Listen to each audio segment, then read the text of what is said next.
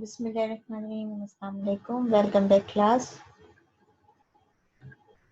Lecture number 9 strings part 2. In our previous lecture part 1 we discussed the basics of a string command, its syntax, and a quick revision of string examples. So far we have studied in different topics. In today's topic we are going to discuss this lexicographical order and then a few string commands and then the exercises. So lexicographical order. Lexicographical order in the simple meanings, in simple words, the dictionary order is known as the lexicographical order. Dictionary order यानी कि जो भी आपके पास letters लिखे हुए हैं, कोई कहानी लिखी हुई है, whatever, and you are arranging them in alphabetical order, सबसे पहले वो word आ जाएगा जिसमें A आता है और उसके बाद अरेंज होते होते तमाम वर्ड्स अरेंज हो जाएंगे, आखिर में वो वर्ड आ जाएगा जो Z से आता है. ठीक है, तो इस तरीके से आपके पास ये. तो इसी ऑर्डर में हम अरेंज करना चाह रहे हैं लेक्सिकोग्राफिकल ऑर्डर. एक समझिए हम एक छोटा सा प्रोग्राम बनाना चाह रहे हैं, प्रोजेक्ट सॉर्ट ऑफ के यूजर से हम डेटा लें और उसको अरेंज कर दें डिक्शनरी ऑर्डर में. तो हमारे पास ये उसका जो है वो एग्जाम्पल एक प्रोग्राम बना हुआ है. इसमें आपके पास आईओ स्ट्रीम मौजूद है, स्ट्रिंग की डायरेक्टरी मौजूद है जो आपको इस वक्त नजर आ रही है. स्क्रीन पे स्ट्रिंग को इंक्लूड करा दिया गया यूजिंग नेम स्पेन मेन. ठीक है, तो ये आपके पास बेसिक जो हेडर की सेटिंग होती है वो की हुई है. हमारे पास वेरिएबल है डेज के नाम से जो कि स्ट्रिंग डेटा टाइप का है और जिसका साइज हमने रखा हुआ है 7, यानी 7 स्ट्रिंग्स हम इसमें डाल सकते हैं. 7 स्ट्रिंग्स यानी कि 7 वर्ड्स हम इसमें डाल सकते हैं. और हमने Monday, Tuesday, Wednesday, Thursday, Friday, Saturday, Sunday ये 7 वर्ड्स डाल दिए. अगर आप 4 लेंगे तो आपको नल कैरेक्टर की जगह छोड़नी होती है. स्ट्रिंग अगर आप डेटा टाइप ले रहे हैं तो आपके पास नल कैरेक्टर की जगह छोड़ने की जरूरत नहीं है. 7 साइज का मतलब ये है कि 7 स्ट्रिंग्स है. ठीक है, Monday, Tuesday, Wednesday, Thursday, Friday, Saturday, Sunday ये 7 तो हमने डेज ले लिए. इसके अलावा एक और डेटा आइडेंटिफायर लिया हुआ टेम्प के नाम से. लूप हमने स्टार्ट किया, क्लास 7 टाइप्स लूप चलाया, आउटर लूप और उसके बाद इनर लूप. ये काम कर रहे हैं हम क्योंकि हम इसको अरेंज करना है ऑर्डर वाइज. नेस्टेड लूप ये करेगा. नेस्टेड लूप का काम क्या होता है कि रॉज एंड कॉलम्स यानी 2D एरेस को हैंडल करने के लिए हम इसको यूज कर रहे होते हैं. अगर क्लास बारी बीनी से इसको देखें, बिल्कुल डेप्थ में जाके देखें, तो स्ट्रिंग जो होता है बेसिकली वो 2D एरेस होते हैं. 7 आपको यहाँ पे वर्ड्स नजर आ रहे हैं. हर वर्ड के अंदर डिफरेंट कैरेक्टर्स मौजूद है. For example Monday, Tuesday, Wednesday ये 7 आपके पास वर्ड्स है जिसको हम स्ट्रिंग कह रहे हैं. इनमें से जो फर्स्ट वर्ड है मंडे, उसके अंदर फिर मजीद 6 कैरेक्टर्स हैं. यानी एक आपके पास बिग स्ट्रिंग नजर आ रहा है और हर स्ट्रिंग के अंदर सीरीज ऑफ कैरेक्टर्स मौजूद है. तो यानी कि ये 2 एरेस चल रहे हैं. तो 2D एरेस की एग्जाम्पल स्ट्रिंग को हैंडल करने का तरीका भी हमारे पास वैसे ही, चूंकि हम इसको ऑर्डर बना रहे हैं तो हम अब जैसे ट्यूसडे और थर्सडे दोनों टी से स्टार्ट हो रहे हैं. अब पहले ट्यूसडे आए या पहले थर्सडे आए, जाहिर है फिर हम पहले टी कंपेयर करेंगे, उसके बाद दोनों के सेकंड लेटर्स को भी कंपेयर करेंगे. तो जिसका सेकंड लेटर पहले आ रहा है अल्फाबेटिकली वो हम पहले रख देंगे. जैसे ट्यूसडे में टी के बाद यू आ रहा है, थर्सडे में टी के बाद एच आ रहा है, तो थर्सडे पहले आना चाहिए और ट्यूसडे बाद में जाना चाहिए, क्योंकि डिक्शनरी भी यही कहती है कि अगर सेम लेटर स्टार्ट हो रहे हैं तो फिर नेक्स्ट लेटर देखा जाएगा, उसमें से जो छोटा है वो पहले आएगा. अगर सेकंड लेटर्स भी सेम है तो थर्ड देखा जाएगा. ठीक है, तो यही चीज आपके पास यहाँ पे है. तो यानी कि हम मंडे को Tuesday, Wednesday, Thursday, Friday, Saturday, Sunday, Monday को हम पहले बाकी 6 दिनों से कंपेयर करेंगे. अब इसमें आपके पास नजर आ रहा है एम, टी, डब्ल्यू, टी और एफ. एफ सबसे छोटा है तो फ्राइडे को मंडे से पहले आना है. ठीक है, एक हम कंपेयर कर रहे हैं कि मंडे यानी एम जो है वो किस सीक्वेंस में आएगा. इसके साथ हम ये भी कंपेयर कर रहे हैं कि अगर दो एक जैसे लेटर के आ जाते हैं जैसे ट्यूसडे और थर्सडे, तो इन दोनों में से पहले कौन सा आएगा. यानी हम इस लूप के अंदर जाएंगे ट्यूसडे और थर्सडे के, टी के बाद हम नेक्स्ट लेटर पे जाएंगे, उसको कंपेयर करेंगे. तो हमारे पास बेसिकली 2D एरेस को हम हैंडल करने की कोशिश कर रहे हैं इसमें. तो फर्स्ट लूप जो है वो स्ट्रिंग जो आपने डेज के नाम डाले हुए हैं उसको हैंडल करेगा. जो इनर लूप है इसमें वो बाकी सॉरी क्लास उसके अंदर जो कैरेक्टर्स है उसको बाकी कंपेयर करेगा। आगे हमने वही लॉजिक लगाई हुई है कि अगर फर्स्ट इंडेक्स दूसरे से बड़ा है तो दूसरे को मूव कर दो, मतलब कि पहले ले आओ और पहले वाले को बाद में ले जाओ। और अगर फर्स्ट इंडेक्स दूसरे से बड़ा नहीं है तो इफ की कमांड नहीं चलेगी, आगे चली जाएगी।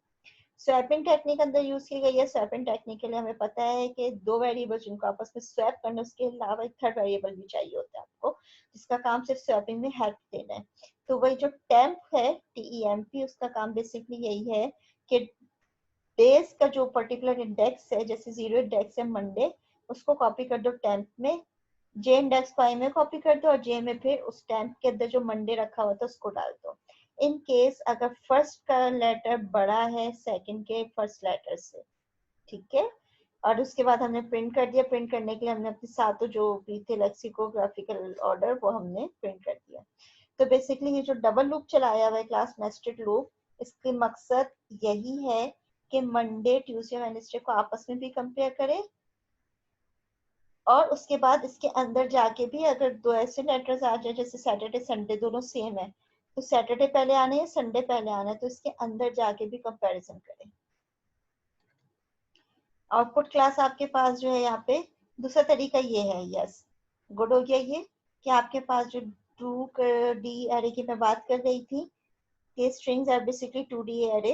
ठीक है, एक तो आप वर्ड्स दे रहे होते हैं, फिर वर्ड्स के अंदर कैरेक्टर्स को भी कंपेयर करवा रहे होते हैं। दूसरा तरीका ये है कि आप वन जो 4 है उसको अगर आप दें तो वो ये तरीका 4 डेज 7 फर्स्ट रॉज बता रही है, और सेकंड जो 10 है ये कॉलम बता रहा है।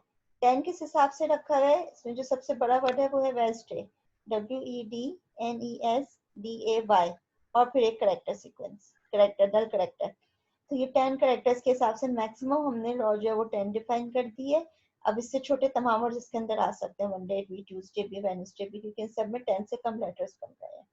तो 2D एरेस के थ्रू अगर हम देने की कोशिश करें ट्रेडिशनल वे में, तो ये है कि हमने एक में 4 में रॉस चलाई हुई है, 7 रॉस है जिसमें 7 डेज डाल दिए हैं, और हर रॉ के अंदर जितने करेक्टर्स है उसमें से मैक्सिमम साइज यहाँ पे लिखा हुआ है।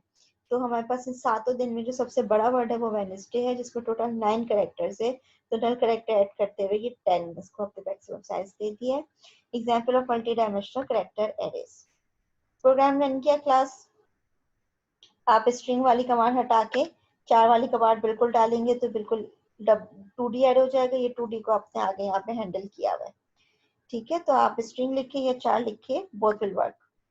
उसके बाद क्लास वाइज स्ट्रिंग वाले प्रोग्राम को जो हमने रन किया, तो इन लेक्सिकोग्राफिकल ऑर्डर हमने उसको जब प्रिंट कर दिया तो ये आपके पास फ्राइडे एफ सबसे पहले आ गया, फिर एम, सैटरडे संडे एस में सैटरडे पहले आ जाएगा क्योंकि इसके बाद ए आते हैं, और उसके बाद संडे आ जाएगा क्योंकि ए के बाद यू आता है। हालांकि दोनों का फर्स्ट लेटर सेम था तो सेकंड कंपेयर हुआ, जैसे डिक्शनरी का ऑर्डर होता है। फिर थर्सडे ट्यूसडे हो गया, उसके बाद वेडनेसडे हो गया। तो आप इस पे कोई भी 5-7 लेटर्स डालेंगे, कोई भी 7 वर्ड्स डालेंगे, तो ये प्रोग्राम आपको आपके हिसाब से जो भी लेटर्स आपने डाले होंगे, वर्ड्स डाले होंगे, उसको ऑर्डर वाइज करके दिखा देगा। ये प्रोग्राम क्लास बनाइएगा, इसको चलाइएगा। स्लाइड नंबर 12 और आउटपुट कंपेयर कीजिएगा। 9.6 स्ट्रिंग की डिफरेंट कमांड्स है क्लास, जो आपको स्क्रीन पर नजर आ रही है। डिफरेंट कमांड्स को एक जगह कर दिया गया, कुछ इसको पढ़ते हैं। स्ट्रिंग की कुछ हमने वेरिएबल्स डिक्लेयर करा दिए, name, line, name, word, first, last, full, ठीक है, डिफरेंट कमांड्स को यूज करने के लिए।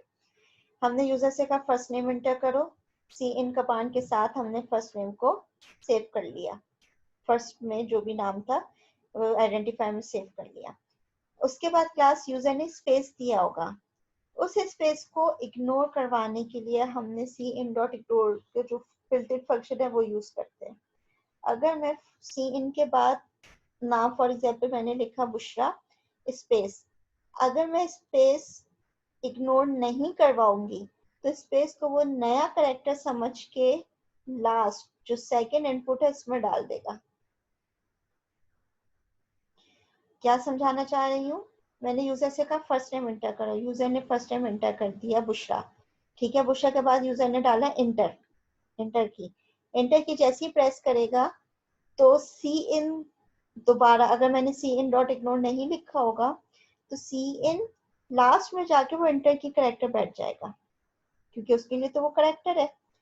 ठीक है, तो हमें काम ये करना होता है कि हम इस चीज को कि इंटर की जब यूजर प्रेस करेगा उसको एज एन इनपुट ना ले, उसको डिस्कार्ड कर दे। तो उसके लिए कमांड नोट कर लीजिए, सी इन डॉट इग्नोर, यानी कोई भी करेक्टर इसके बाद इंटर होगा उसको इग्नोर कर देना है। टू इग्नोर इंटर की स्टेटमेंट भी लिख दी गई है, कमेंट। ठीक है, तो अब यूजर जब बुशरा के बाद इंटर करेगा तो इंटर की जो है वो इग्नोर हो जाएगी, वो किसी और वेरिएबल में जाके नहीं बैठेगी। उसके बाद हमने एंडर कर दिया, यूजर से कहा कि इंटर लास्ट नेम, यूजर ने कोई लास्ट नेम दिया, फॉर एग्जांपल इजाज। अब वो इजाज के बाद फिर इंटर दबाएगा, एक नेचुरल है, यूजर ने इजाज के बाद इंटर दबाया, वो इंटर को हमने इग्नोर करवा दिया दोबारा से। अगर मैं ये नहीं करूंगी तो वो नेक्स्ट जो भी वेरिएबल इनपुट ले रहा होगा उसमें जाके इंटर की बैठ जाएगी। उसके बाद हमने लिखा full equals to first plus last, एक वेरिएबल लिया हुआ फुल के नाम से जिसमें हमने फर्स्ट प्लस लास्ट यानी दो स्ट्रिंग्स को ऐड करने की कोशिश की है। फर्स्ट में फर्स्ट नेम रखा हुआ है, लास्ट में लास्ट नेम रखा हुआ है। हमने प्लस के साथ दो स्ट्रिंग को ऐड करने की कोशिश की है, अरिथमेटिक ऑपरेटर यूज किया, दैट इज अलाउड, ये समझाना चाह रहे हैं। इसको क्लास कहते हैं कॉन्कैटिनेशन। आगे लिखा हुआ है कॉन्कैटिनेशन। कॉन्कैटिनेशन यानी आप दो डिफरेंट वर्ड्स को ज्वाइन करने की कोशिश कर रहे हैं। दो डिफरेंट वर्ड्स तो अलग अलग वेरिएबल में रखे हुए थे, आपने उन दोनों को एक करके फुल नाम के वेरिएबल में डाल दिया है। उन दोनों को एक करके डालने के लिए आपके पास प्लस का साइन होता है। ठीक है, that is known as concatenation when you are adding two strings together, combining two strings together.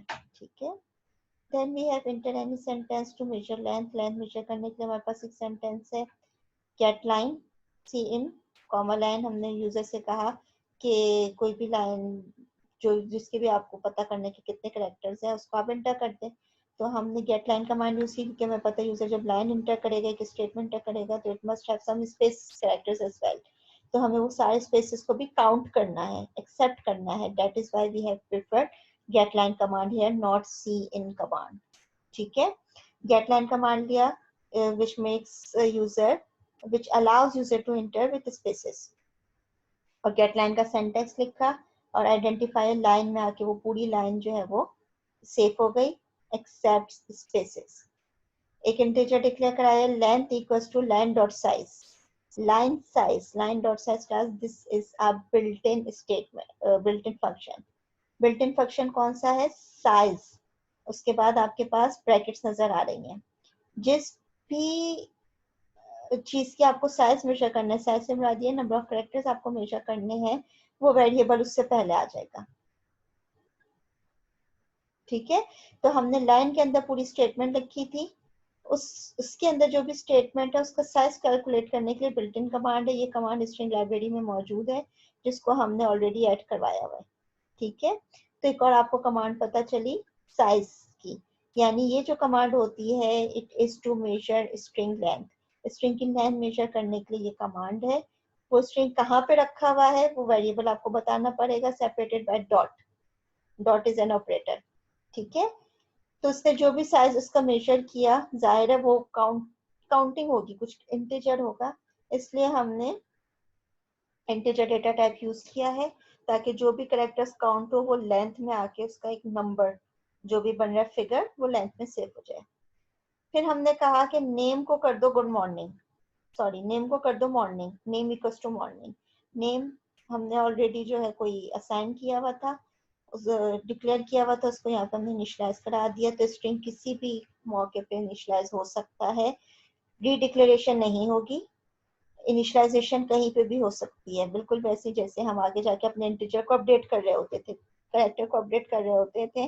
तो ये कमांड समझाने का मकसद ये है कि आप अपने स्ट्रिंग को भी किसी भी वक्त इनिशियलाइज कर सकते हैं, किसी भी वक्त अपडेट कर सकते हैं। फॉर एग्जाम्पल यहाँ पे मैंने नेम को किया हुआ था इवनिंग, अगर मैं इनिशियलाइज किया हुआ था इवनिंग, आगे जाके मैं इसको मॉर्निंग करूंगी तो अब वो इवनिंग वर्ड हटके इसमें मॉर्निंग बैठ जाएगा। प्रिंटिंग आउटपुट्स, अब हमने सारे आउटपुट जो जो कमांड यूज किए सबके आउटपुट्स प्रिंट करना चाह रहे हैं। तो सबसे पहले प्रिंट कर दो फुल, फुल के अंदर जो भी चीज है वो प्रिंट हो जाएगी। फुल के अंदर क्या चीज थी, कॉन्केटिनेटेड स्ट्रिंग मौजूद था, ठीक है, वो हो जाना चाहिए प्रिंट।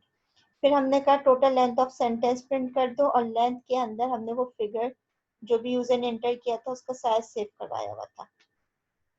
सिंटैक्स क्या है, identifier dot size built in function है। नेम वन को कर दो नेम, यानी नेम वन में नेम कॉपी कर दो, तो नेम हमने मॉर्निंग डिक्लेयर किया था, अब नेम वन भी मॉर्निंग हो गया, नेम भी मॉर्निंग हो गया। To copy one string to other, किसी भी स्ट्रिंग को कॉपी करना है आपको दूसरे में, तो you have assignment operator for that. C language में क्लास बहुत सारे हैं। str कॉपी की कमांड है, लेंथ कैलकुलेट करने के लिए str लाइन की कमांड है, len लेन की कमांड है। सी प्लस प्लस सिंपल जो अर्थमेटिक ऑपरेटर्स हैं उसी से ये काम हो रहा है, वो वाली कमांड सी की कमांड इस पे भी चल जाएगी, लेकिन सी प्लस प्लस कह रहे हैं किसी भी स्ट्रिंग को कॉपी करना है तो जस्ट यूज असाइनमेंट ऑपरेटर।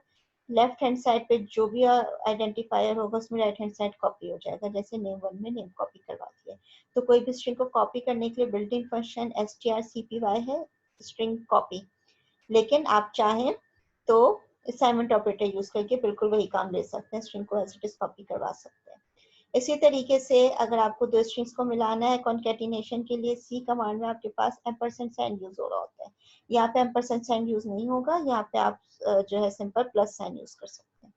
उसके बाद क्लास हमने की डिफरेंट जो भी चीजें थी उसको प्रिंट करवा दिया, वो आपके पास यहाँ स्क्रीन पे नजर आ रहा है। हमने यूजर से एंटर फर्स्ट नेम, यूजर ने एंटर किया प्रोग्रामिंग, यूजर से हमने कहा एंटर लास्ट नेम, यूजर ने किया fundamentals, enter any sentence to measure length, user ने लिख दिया सच अ नाइस सब्जेक्ट। अब हमने जब प्रिंटिंग करवाई तो हमने फुल नाम का डेटा टाइप प्रिंट करवाया था, फुल नाम का जो है वो वेरिएबल प्रिंट करवाया था, तो फुल के अंदर हमने फर्स्ट और लास्ट को प्लस करवा दिया था। तो फर्स्ट आप देखें प्रोग्रामिंग प्लस, ज़ाहिर स्पेस नहीं है इसमें, फर्स्ट के फौरन साथ सेकंड लास्ट नेम भी जो है वो ऐड हो चुका है, तो प्रोग्रामिंग फंडामेंटल कंप्लीट बन गया। फिर हमने आगे किया है कि टोटल लेंथ ऑफ सेंटेंस, तो टोटल लेंथ ऑफ सेंटेंस है 21। चेक कर लेते हैं, SUCH space A space NICE, SUCH space A space NICE space SUBJECT, ये हो गए 15, 16, 17, 18, 19, फिर स्पेस और फिर एक्सप्लेनेशन, तो ये आपके पास टोटल 21 कैरेक्टर्स हो गए। तो ये लेंथ की जो कमांड थी उसने इसको खुद ही कैलकुलेट कर लिया और आपको बता दिया कि यूजर ने इतने लेटर्स एंटर किए हैं। नेम हो गया प्रोग्राम मॉर्निंग, नेम वन वही हमने कॉपी करके प्रिंट करवा दिया। तो कॉपी की कमांड के लिए आप असाइनमेंट ऑपरेटर यूज कर सकते हैं, कॉन्केटिनेशन के लिए प्लस साइन यूज कर सकते हैं, कहीं पे भी आप ऑपरेशन कर सकते हैं। String does allow this, such a nice subject, कोई भी लेटर है, कोई भी स्टेटमेंट है, उसको आप काउंट करके उसके कैरेक्टर्स को बिल्कुल कर सकते हैं। तो क्लास आपके पास जो माइक्रोसॉफ्ट वर्ड होता है जिसमें आपके पास वर्ड काउंट लिखा हुआ आ रहा होता है, तो ये बेसिकली पूरी उसके पीछे ये प्रोग्रामिंग हुई हुई होती है। स्ट्रिंग से रिलेटेड क्लास आपको एक कॉम्प्लेक्स इंजीनियरिंग टास्क करना है और ये आपको सबमिट करवाना है, CET related two strings topic. Exercise जो लिखा हुआ था बेसिकली वो यही है, बिल्कुल आसान काम है। Ask user to enter 10 file names of your desktop PC. Desktop PC जो भी आपका जो अपना डेस्कटॉप का पीसी है उसके 10 फाइल नेम्स आपको एंटर करनी होगी, and arrange them as it is sorted by name forward.